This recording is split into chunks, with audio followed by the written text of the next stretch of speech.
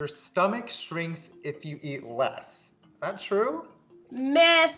Jumping or exercising after eating will give you an appendicitis. What? I have never heard of this. I'm tossing that one out. Ooh, so you need to wait 30 minutes to swim after eating.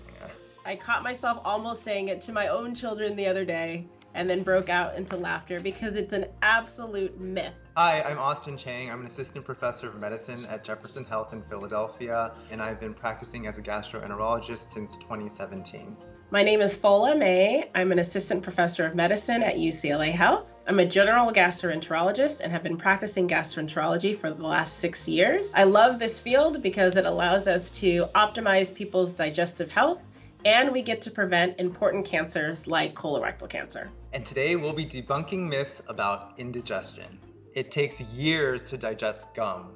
This is an absolute myth. And I remember this as a child hearing that it takes 7 years to digest your gum. The reality is that everything you eat going in one end is going to come out the other. The slight truth of the myth is that gum is insoluble. So we don't have the enzymes to break down gum like we do other foods. But it doesn't stay in your stomach for 7 years. Just like everything else you eat, it gets emptied from the stomach, usually within 30 and 90 minutes, and it comes out in your stool. Smelly farts always mean something is wrong. I don't know, Fola. Is there such a thing as a good smelling fart? I get this one a lot from my patients. So everyone thinks that if your farts smell really bad, then there must be something wrong with the digestive tract.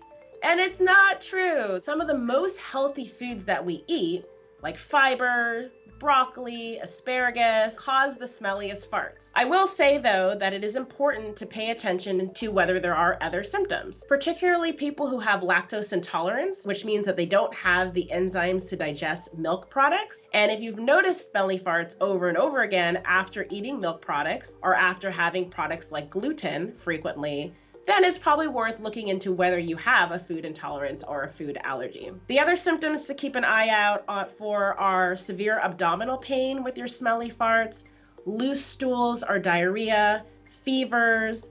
This can indicate an abdominal infection. You should be pooping every day. So this is another unfortunate misconception that human beings have. It can be normal to have a bowel movement up to 3 times a day. And there are actually people who are normal who have bowel movements every 3 days. And anywhere in there in between can be normal. What I typically will tell my patients is that the most concerning thing is if you are having infrequent stools that are causing constipation-like symptoms. Straining a lot when they're on the toilet bowl, have developed blood in their stools when they have a bowel movement. And that's generally when we would prescribe a medication to help you have more frequent yet gentle bowel movements. The reason why it's important to sometimes get this checked out by a professional is because there are a lot of different causes for infrequent stools and constipations. And then there's the other end of the spectrum. Some people have what we call inflammatory bowel diseases. These are conditions that cause frequent stools, but also blood in the stools, severe abdominal pain and bloating, weight loss, fatigue, other manifestations throughout the body. And that's concerning. So I usually like to tell people that it's not the number of the bowel movements you're having, it's whether or not there are any of these concerning symptoms. Myth or fact? Only spicy foods cause ulcers. If this were true, I'd be very sad because I love spicy food and I eat spicy food all the time. Spicy food does not cause ulcers, but that doesn't mean that spicy food doesn't cause pain. What does cause ulcers can be a bacteria called H. pylori that can live under the surface of the lining of the stomach, and this can cause ulcers, as well as certain medications like NSAIDs, which are basically those over-the-counter pain medications like Motrin, Advil. We want to be careful when we're taking medications like that. Stress typically does not cause ulcers, although it may make existing ulcers worse. There are certain conditions that are called stress ulcers, but this really applies to people who are very, very sick like hospitalized sick, and not the typical type of stress that we think of when we're stressed out. I think that is a common myth though, Austin, right? I mean, you hear people say all the time, I'm so stressed, I'm gonna get an ulcer. When I was younger, I would just listen to that statement, and now I kind of want to interrupt and say, no, actually, that's not how it works. Exactly. But it doesn't mean that stress doesn't trigger like belly pain, because stress Absolutely. can certainly exacerbate and worsen those types of symptoms. But yeah, in and of itself, it's not going to cause an ulcer to just form out of nowhere. Thank goodness, right? Yeah. We'd be seeing a lot more ulcers then. Your stomach shrinks if you eat less. Is that true? Myth. This is part of what people think they can do to control their weight. There's this misconception that if you eat less, your stomach will become smaller and then you won't need as much food to survive and live your daily life. Unfortunately, it is very false. The size of the adult stomach stays approximately that size your entire life. The stomach is actually a pretty flexible organ, so it does expand when we eat big meals, but then it goes right back to its normal size when the stomach empties itself about 30, 90, 120 minutes later. Naturally, our stomachs won't shrink, but there are procedures out there where we can actually reduce the volume of the stomach and then help patients lose weight that way, but that requires a procedure. Good analogy is probably a rubber band, right? So a rubber band has a defined size and you can stretch it out if you have a big meal, but it will always go back to that size. And it's not until you're really pushing the limits over and over again that it starts to develop those little breaks, get a little bit wobbly and larger, but generally it has its innate size. Jumping or exercising after eating will give you appendicitis. What? I have never heard of this. I'm tossing that one out. I have my handy dandy plushie here. The appendix is this pocket that comes off of the beginning of the colon. Sometimes it can get inflamed or blocked off, and that's called appendicitis. But exercising or jumping around after eating, no. And we would be seeing people dropping like flies at the gym if that were the case. First of all, that thing is really cute. And second of all, I agree completely. Can you imagine all the athletes that would be developing appendicitis? And most of the time it just comes about.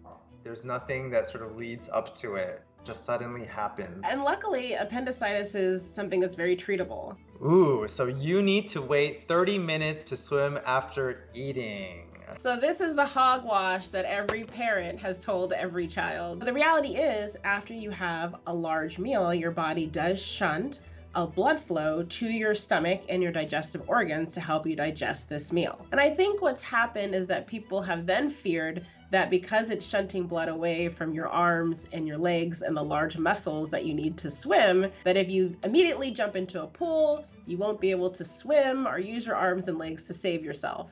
But the reality is your body has enough blood flow to supply both your stomach and your digestive organs and your legs and arms. There are some people that will experience some abdominal cramping if they swim immediately after eating a big meal. And that's just because the digestive muscles are already busy at work and you're stressing them more by putting them under the exertion of being in a swimming pool. But I don't think we need to worry about drowning risk here.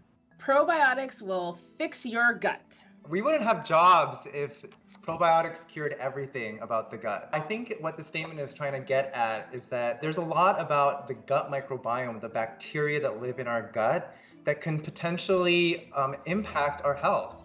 We simply just don't know enough about it. There is an actual bacterial environment that lives in your gut. Most of them are not bad bacteria. They're good, healthy bacteria that you need to have normal bowel movements, to avoid pain and other diseases. But every once in a while that can get imbalanced. So probiotics became really popular with this concept of resetting your microbiome. But the reality is that the science is so new in this area. And there's really very few conditions where we figured out how to use probiotics the right way. And part of the reason behind this is because there's very little regulation on probiotics by the FDA, for instance. There's very little consistency in the formulations. We don't know what dosage actually works for certain conditions as well. So there's still a lot that we don't know about probiotics. I do think that for some people it has an impact, but it's not a cure-all and it doesn't work for everyone. Oh, good one. I got food poisoning from the last thing I ate. in reality, it takes hours, right, for your stomach and your small bowel to process each meal. So it's usually the second to last thing you ate. And I think there's a big misconception about this because patients will come in and swear that it was the breakfast they ate. And I tend to ask them, actually, what'd you have dinner the night before?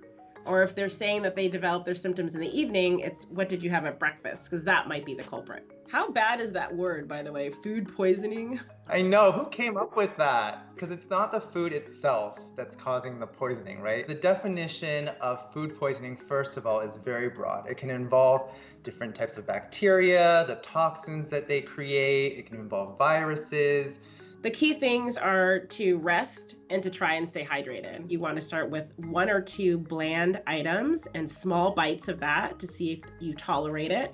And then in a few hours, maybe a few more bites. The last thing you want to reincorporate to your diet after a bad bout of food poisoning are lactose products, because the lactate enzymes that line your intestines are some of the last enzymes to come back and to repopulate. So you're really not prepared to digest lactose-containing foods for a while. What? Women don't need regular colonoscopies? Is that what it says? I'm gonna rip this one up. This one is absolutely a myth. This is your colon. Unfortunately, a reasonable percentage of us will grow what we call polyps in your colon. They look like pimples, but the dangerous thing is that a small percentage of them over years and years and years can develop into colon or rectal cancer. Because unfortunately, there's been this myth that colorectal cancer only occurs in men. It's important for women to know that colorectal cancer occurs in women as well. It follows just lung and breast cancer and being the most common cancers for women. And unfortunately, it's the 3rd most common cause of cancer-related deaths in women. So all you women out there, get your colonoscopies. Everyone who is average risk for colorectal cancer, meaning that you don't have a family history and meaning that you don't have a predisposing condition for colorectal cancer, should start screening at age 45 or 50. I feel really bloated, so it must be IBS. To have a diagnosis of irritable bowel syndrome or IBS, you actually have to meet defined criteria that have to do with your bowel movements and pain. But bloating itself doesn't necessarily mean that you have irritable bowel syndrome. Bloating is so common. Having some bloating here or there is totally normal. That's normal fluctuations depending on what we eat. It's usually related to what we're putting into our bodies. Fiber, which we know is very helpful and very healthy, can cause increased bloating. There are other conditions that can also cause bloating, including bacterial overgrowth or certain intolerances like lactose intolerance. And actually, there's set criteria in how we define what IBS or irritable bowel syndrome is. And bloating isn't technically part of that definition. It more depends on kind of the appearance or the form of the stool, the frequency of the stool, but not necessarily bloating per se. I just know I have a gluten allergy. Oh, this is also a very good one because everybody thinks that they have a gluten allergy. And oftentimes, it's not true. It's really important to distinguish between celiac disease, which is an autoimmune disease that doesn't allow you to digest gluten, from non-celiac gluten sensitivity. And those are the 2 most common things that people are confusing when they talk about gluten allergy. So let's talk about celiac disease first. It impacts the lining of your small bowel, and it makes it impossible for you to tolerate or digest gluten. But to have a formal diagnosis with this autoimmune condition, you need to have testing. The other thing we've seen recently, though, is that there are many people that don't have a positive celiac test, but still have some symptoms when they have food with gluten. So we don't want people to be on a celiac diet unless they really have celiac disease. We want people to get the nutrition that their particular body needs to function and process normally. And unfortunately, we have such a problem in this country with inappropriate diets that people were putting themselves at harm. When you're hearing bold health claims online, double, triple check. Reach out to your doctors to ask whether or not what you're reading is true, if there's any science behind it. look at the science yourself. Just keep asking questions. We're always happy to answer those questions and help out in whichever way we can. The way that I think about it, everyone wants to be able to eat comfortably and to be able to poop. We give people that power to enjoy their food, to feel comfortable without abdominal symptoms, and to go on enjoying their life.